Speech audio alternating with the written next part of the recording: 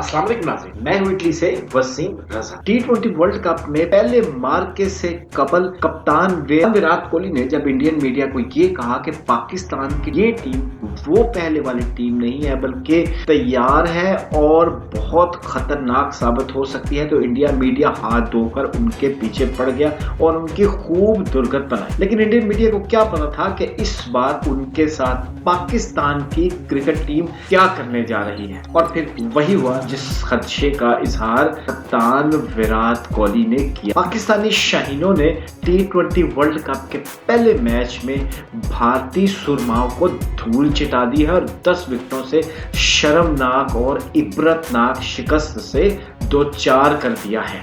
इस तकलीफ दे शिकस्त पर इंडिया मीडिया मुकम्मल तौर पर बुखला चुका है और अपने ही खिलाड़ियों पर तंजो तशनी और लान तान करने पर उतर आया है। भारतीयों और भारतीय मीडिया की आहो बका का अहवाल जानने से कबल आइए कि इस पाक भारत टाकरे के नतीजे पर बातचीत करते हैं। पाकिस्तान ने भारत को टी20 वर्ल्ड कप में शिकस्त देकर तारीख बदल दी है।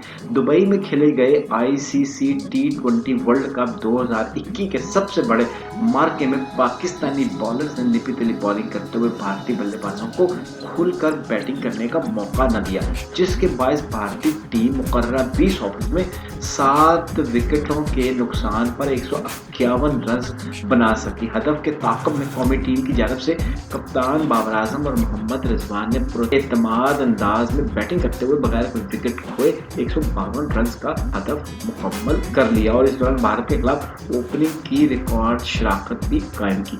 बाबर आजम ने 40 गेंदों पर निस्फ सेंचुरी स्कोर की, जबकि मोहम्मद रिजवान ने 41 गेंदों पर अपनी निस्फ सेंचुरी मुकम्मल की।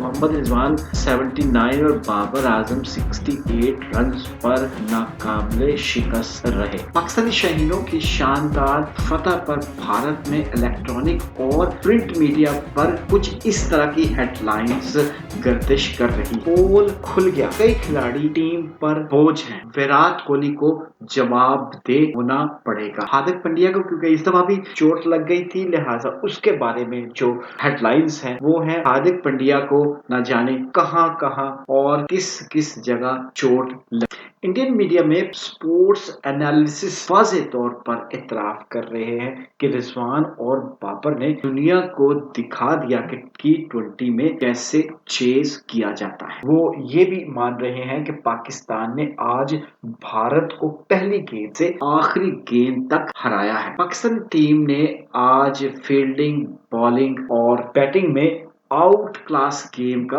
मुजाहरा। इंडिया के स्पोर्ट्स पंडित कह रहे हैं कि आज हमें मुंह की खानी पड़ी, वो इसलिए कि हम बहुत ज्यादा मगरूर हो गए। पाकिस्तान के खिलाफ हमारी तमाम विक्ट्रीज एक तरफ और उनकी आज की जीत उन तमाम जीतों पर भारी। भारतीय मीडिया के स्पोर्ट्स तजिया निगार कह रहे हैं कि पाकिस्तान ने आज भारत के खिलाफ जो कामयाबी हासिल की है उसे पाकिस्तान में लंबे अरसे तक याद किया जाएगा जीत के तौर पर, और भारत वो अपनी इस शिकस्त को तवील अरसे तक नहीं भूल पाएंगे। पाकिस्तानी क्रिकेटर्स अपनी इस जीत के बाद दीगर मैचेस में भी ज्यादा पूरे तरीके से खेलेंगे और कामयाबियां समेटेंगे। नाज़रीन, 10 विकेटों से हार के बाद भारत में सोग की कैफियत है, जबकि पाकिस्तान में शानदार फतह के बाद सदर, वजीर आजम और आर्मी चीफ ने कौमी क्रिकेटर्स को